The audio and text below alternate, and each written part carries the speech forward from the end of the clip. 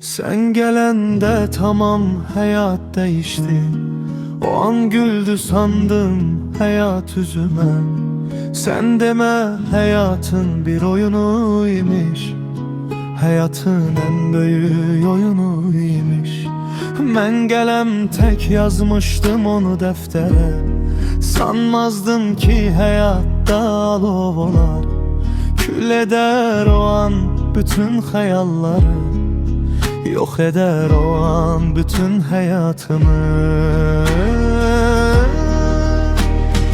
Ben bu şey